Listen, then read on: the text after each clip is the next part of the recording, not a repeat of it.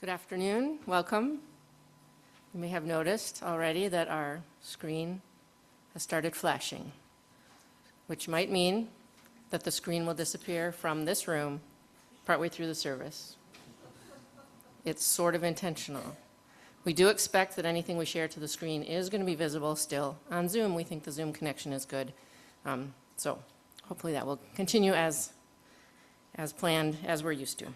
All right. So good afternoon. I'm Katie Johnson. I use she, her pronouns. I am a congregant here at Merging Waters Unitarian Universalist Congregation. We're a community that draws on the shared values of mindful interdependence, authentic curiosity, and courageous love. We welcome you who are joining us in person and you who are joining us online. It's so good to be together in all the ways that we can. If you are here with us in person, where we share space at United Church of Christ, New Brighton, we're glad that you are here. We ask that you all wear a name tag in an effort to practice radical hospitality and to build community. There are name tags available on the welcome table out in the entry area. I have a few announcements. As always, we encourage everyone to take care of your body's needs during the service, engage in ways that help you feel connected. If you have to craft or doodle or fidget or get up and move around, that is all just fine. The fireside space at the back of the sanctuary has lots of room for moving around during the service, and when there are children here, we are happy to have them moving among the spaces. If you have a pastoral care need, please feel free to reach out to Reverend Krista. She is going to have some vacation days over the holidays, so hopefully we can be respectful of that. But as always, get in touch with the church if there is an emergency, and we'll get you in touch with the right person. Newcomers are welcome to all of our programming. You don't need to be some sort of a formal member to do things with us. If you are new to Merging Waters, please consider signing up to receive our weekly e-news, which gives details and links for our events. To sign up, you can include your email address on the sign-in sheet at the welcome table, and I think there's a box that allows us to have permission to communicate with you, and we also have a connection card available on our webpage. Some other announcements about specific events. Next Saturday from 9 to 10, I'm going to host a drum circle here for anyone who needs a little respite from all the other busyness of the holiday stuff. I will be here playing drums whether or not someone else comes. So 9 o'clock, back in the fireside room, we've got lots of drums available. All ages, all levels of experience are welcome. Save the date is Saturday, January 17th at 2 p.m. Chad Snyder will be ordained as a Unitarian Universalist minister. This will be held at the Minnesota Valley UU Church in Bloomington. There has been additional information in the Thursday update, as well as there will be opportunities for some volunteer spots. And we'll be gathering here tonight again at 6 p.m. for an outdoor or partially outdoor service, or depending upon how cold people are, outdoor service, to mark the winter solstice. Please join us for that. I think it's about half an hour. We think it'll be about a half an hour, so. And I thought you said there was another announcement, but I didn't write it down. I did not have a chance. I will just step up for a second. Christmas Eve this year, we are joining UCCNB in their service. If you would like to come, that is wonderful. If you prefer a more Unitarian Universalist service, I know White Bear has a wonderful set of 3 services as well.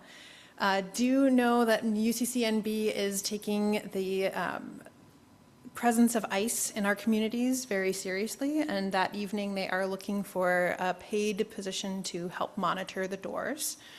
To make sure that we don't have any unwelcome presence. If you might be interested in that paid position, some training will be provided, and just let me know today or tomorrow, please. Thank you.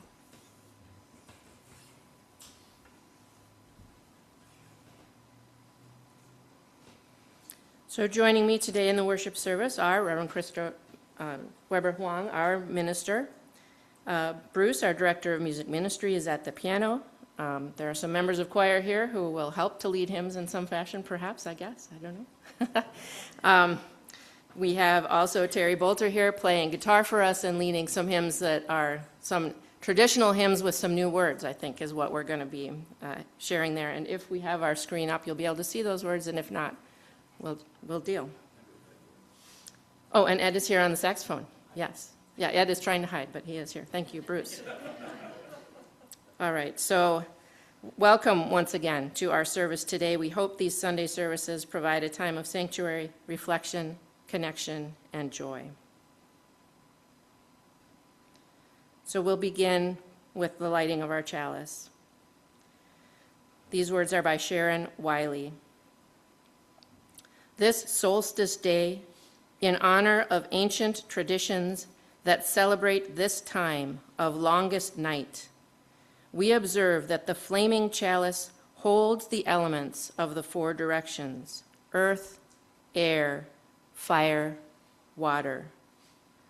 The candle wax for earth, the air that feeds the flame, the fire we light, and the chalice itself, the cup, the symbol of water. We light our chalice and reflect on the light we need to guide us through these hard times, the light of our shared faith, the light of loving community, the light of love, joy, and hope.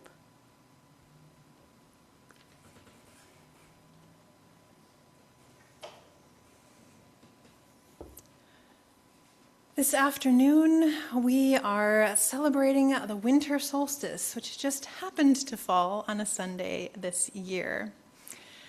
For those of you who may not remember your science classes, winter solstice happens because of the tip of the Earth, and we are way up here at the farthest point away from the sun at this time of year, meaning we have the shortest days and the longest night of the year on the winter solstice. So today, as we continue our reflections on choosing hope, I want to invite us into looking for hope in the darkness. What does it mean to actually sit in the darkness and then move into welcoming the light, knowing that hope can be present in both places? Let's start us off with an opening reading from my colleague, the Reverend Joe Von Roo, called Celebrating the Darkness. Traditionally, Advent is a time of searching for light in the dark. The pagan tradition of Yule is a celebration of the return of the sun. But darkness is as important as light. The cold, dark winter is as important to life as the bright, warm summer. Darkness is home to an entire ecosystem, places where humans cannot survive. Darkness often offers us the gift of rest, healing, and hope. It is in the darkness of sleep that our bodies are able to heal and rejuvenate. Darkness offers opportunities for beauty and love to live in our lives. Conception begins in the dark womb. A great prophet was born at night. And the vastness of the universe can only be seen on the darkest of nights. So, on this longest of nights, let us welcome the night. Let us give thanks for the life, rest, healing, hope, love, and beauty that are offered to us only in darkness. Come, beautiful souls, let us worship as we embrace the darkness together. I'd invite us now into singing about the holiness of this darkness with hymn 55, The words hopefully will be on our screen in person. You will have them on your screen on Zoom. If you're not sure, the gray hymnals have the song on number 55. That's Dark of Winter 55. And I would invite you to rise in body or spirit as you're willing and able.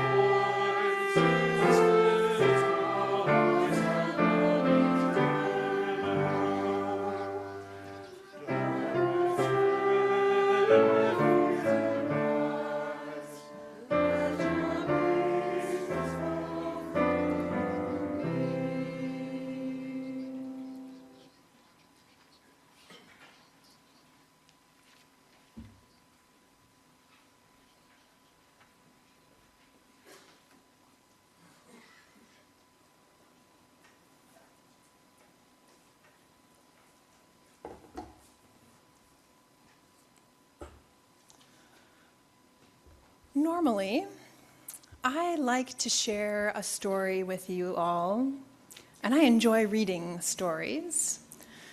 This morning, I'm actually going to see if we can listen to the author read their own story. And I'm going to talk for a minute or two before we listen to it. But the story we're going to listen to is called Winter's Gift, and it's an indigenous celebration of nature, written by Caitlin B. Curtis, illustrated by Gloria Felix. And I want to hear it in the author's own voice because she uses a lot of native words that are part of her heritage. Now, I think we often think of winter solstice and we think of the European traditions, many of which were brought to this country. But there are many, many other places that celebrate as well. And one of the books that I will be reading in our house this year is called Wei Wei's Winter Solstice. Did you know, in China, they also celebrate the winter solstice? It's a very important time for family, and it's called Dongqi. I was talking to one of Felix's nursery workers, and she says that in her family, who is Chinese, this holiday is actually more important than Chinese New Year's. So, with that, let us hear Winter's Gifts. And it's a YouTube recording, so folks on Zoom will definitely get the pictures. Those of us in person, I will hold up and we'll see how much we get the video and how much we just get the audio.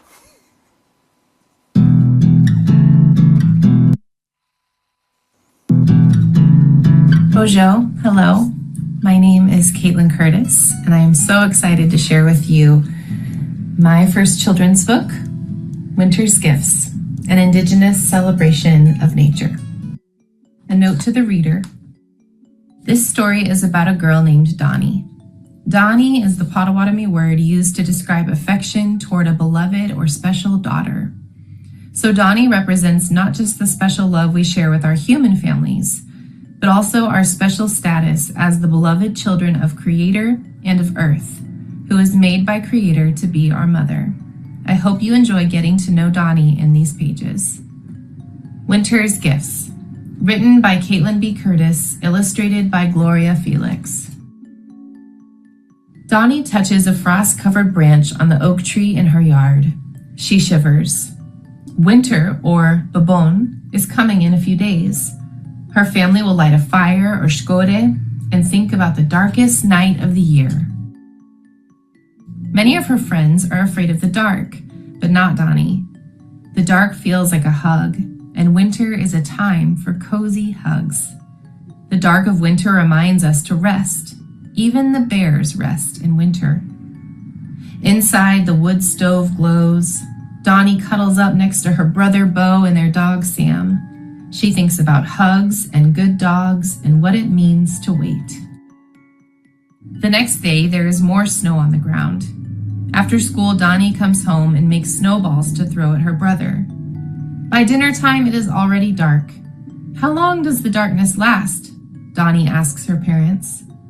Her dad answers, the dark will be here for a while, but when the sun's birthday, the winter solstice comes, the days slowly get longer again. That is one of winter's gifts. Donnie thinks about the gifts of winter. They are different from the gifts that come during the holidays. Winter's gifts are telling stories and waiting. Another gift of winter is resting, like the bears. After we rest for a while, the sun brings back the grass, the flowers, and the leaves on the trees. Donnie remembers that Creator made the sun, or Gizes, to be our grandfather, and the moon, or Debuk Gizes, to be our grandmother.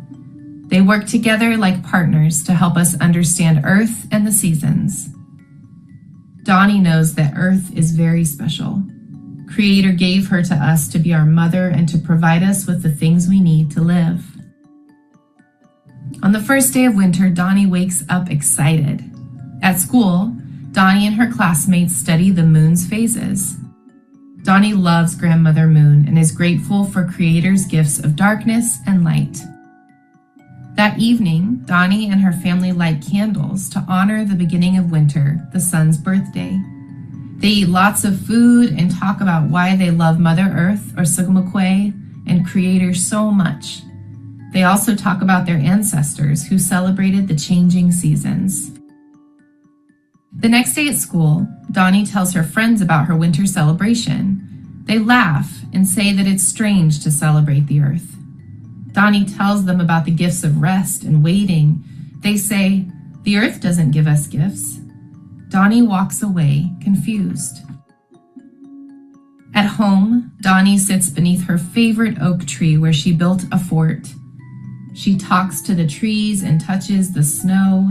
She thanks them for their gifts and hopes that one day her friends will understand. That night, Donnie tells her parents how sad she is that her friends don't believe in Mother Earth's gifts. Her mom says, sometimes we forget that we are all friends with Earth and every living creature. The winter teaches us to rest, to remember, and to be thankful. Your thankfulness is your gift to Mother Earth, Donnie. That night, she dreams she is gathered with her friends in a big circle around a giant tree, linking arms and singing. As they sing, the animals come to join them. They sing to Grandfather Sun until he sets, and they sing as Grandmother Moon dances into the sky. The next morning, Donnie thanks Creator for the dream, whispering, Miigwech Momogosnan. She gets dressed and runs outside to her favorite oak tree. Leaves dance in the wind and snow falls off the branches onto her head. Donnie laughs. Her friends from school come and ask if she'd like to go sledding with them. Afterward, they come back to Donnie's house for hot cocoa. Donnie can't decide if she should show them her tree. Will they laugh? Then she remembers what her parents told her. She is proud to be friends with Mother Earth. Would you like to see my favorite tree? She asks them. Her friends follow her outside. How did you build this fort? They ask. This tree is amazing, they say. Donnie wonders if she should tell them about her dream. She is nervous. but she remembers what it felt like to sing with all her friends and the animals. She takes a deep breath. A few of her friends giggle and say they need to go home, but two of her friends ask to hear the song from the dream. Donnie closes her eyes and begins to sing. As she finishes her song, it begins to snow. They all run back inside for another cup of cocoa. "Tell us about winter's gifts," Donnie's friends say. Donnie tells them about waiting for spring, about grandfather sun and grandmother moon, and about rest. Her friends smile. Donnie smiles too. Thank you so much for listening. As I read Winter's Gifts, I hope that you loved listening as much as I loved writing this book for all of you.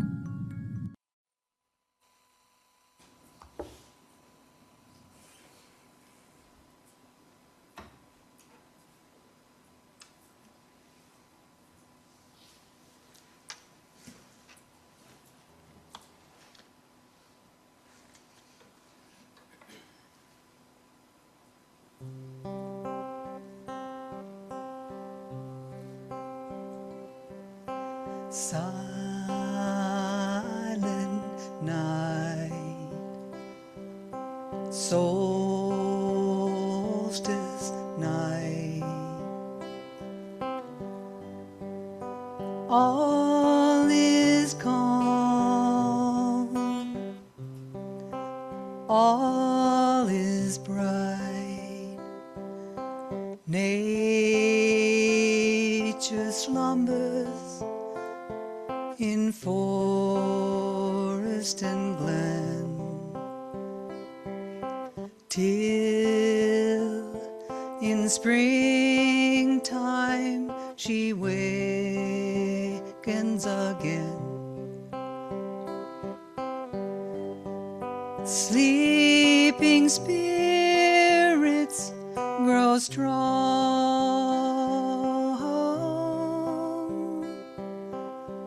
Sleeping spirits grow strong. Silent night, solstice night, silver moon shining bright, snowfall blankets the slumbering earth. Youthfire welcomes the sun's rebirth. Hark, the light is reborn.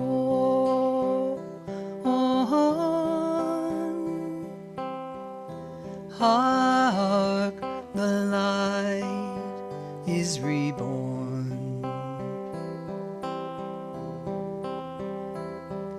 Silent night, solstice night, quiet rest till the light turning ever the rolling wheel brings the winter to comfort and heal. Rest in spirit, in peace.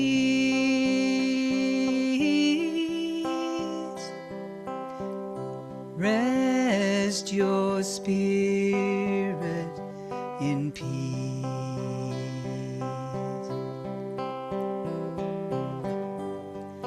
Rest your spirit in peace.